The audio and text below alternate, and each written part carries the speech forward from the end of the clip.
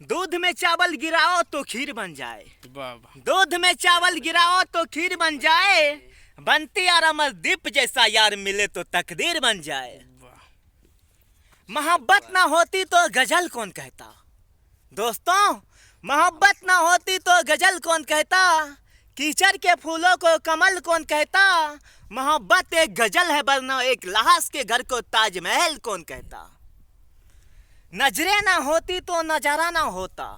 नजरें ना होती तो नजारा ना होता। इस दुनिया में हसीनों का गुजारा ना होता। हमसे क्यों कहते हो कि प्यार करना छोड़ दो।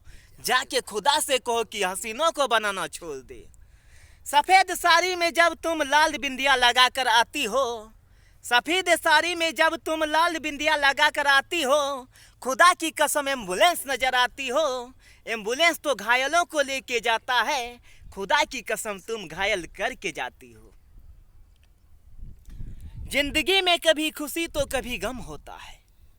दोस्तों, जिंदगी में कभी खुशी तो कभी गम होता है। अपनी आंखों से आंसू मत बहने देना ये मेरे दोस्त। हर आंसुओं में भी गंगा जल होता है। सुबह होगी तो शाम होगा। सुबह होगी तो शाम होगा। बादल होगी तो बरसात होगा। अगर इस प्रिय संतोष राज का जिंदगी रहा तो फिर सुबह मुलाकात होगा। हाय फ्रेंड्स, लाइक को एक माइल दियो तनी मनी चढ़े तो आदि तब।